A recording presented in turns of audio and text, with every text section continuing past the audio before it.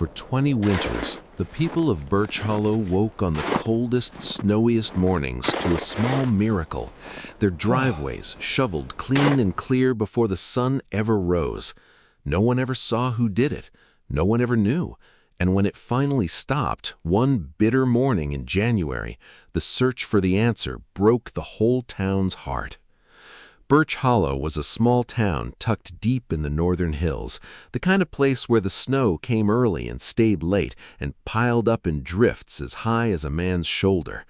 Winters there were long and hard, and for the older folks especially, the widows, the sick, the ones living alone, a heavy snowfall could be more than an inconvenience.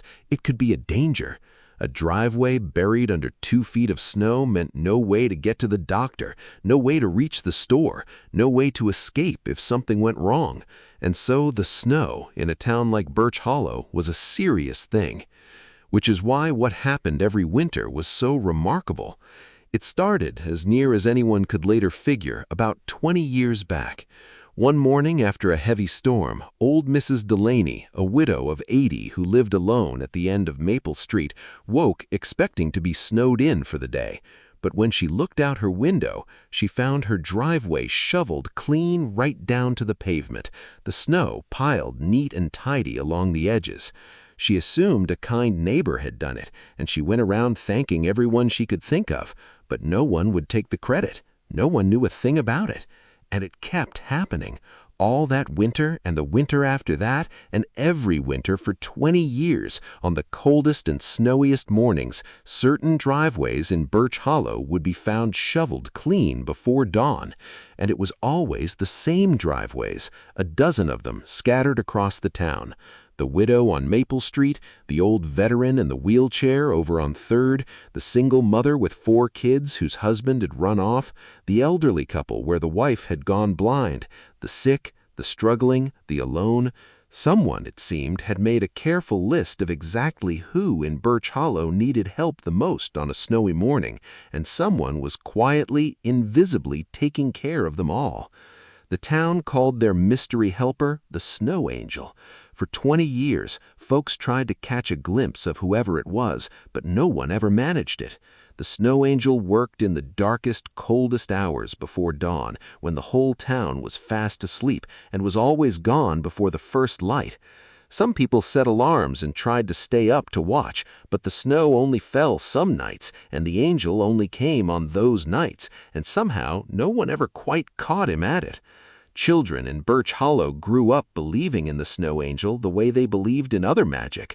Grown-ups joked about it but were secretly moved by it, and the dozen families whose driveways were cleared came over the years to depend on their unseen benefactor with a gratitude that ran deep.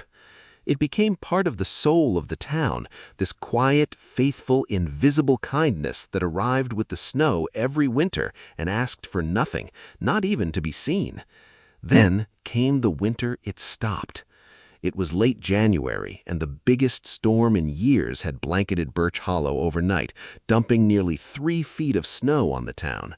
The dozen families who counted on the Snow Angel woke that morning expecting, as always, to find their driveways cleared, but this time they weren't.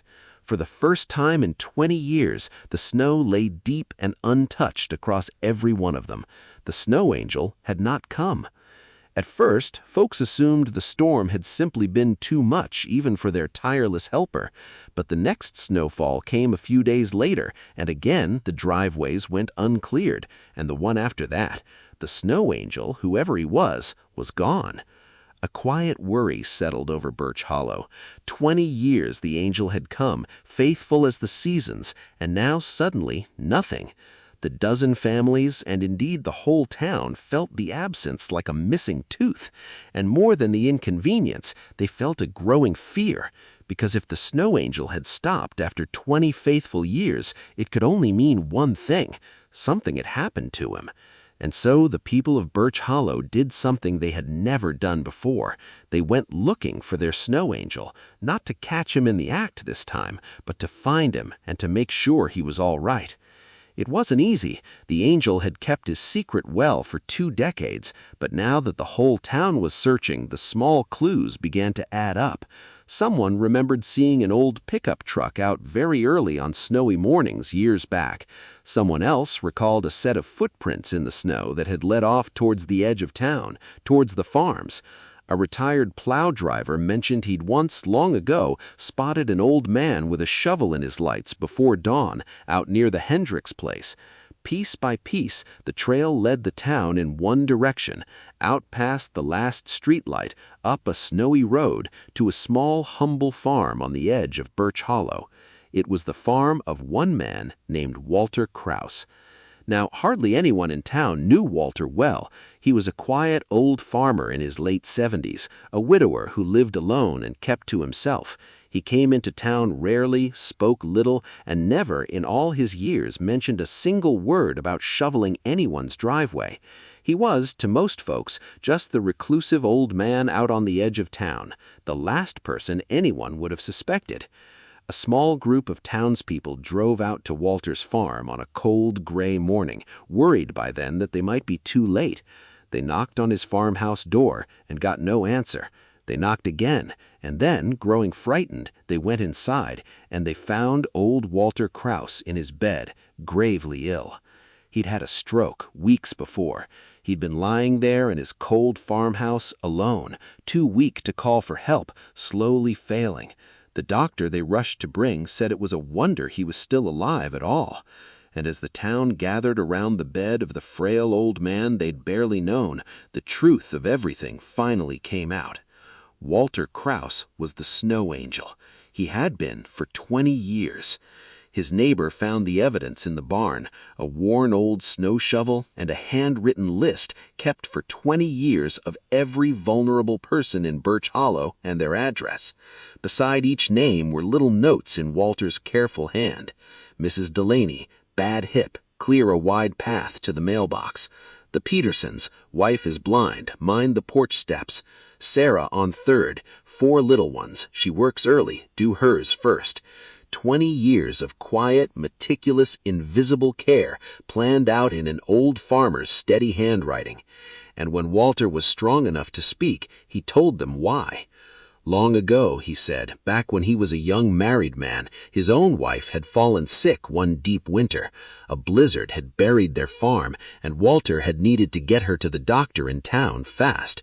But their long driveway was buried under feet of snow, and by the time Walter had dug them out by hand, precious hours had been lost.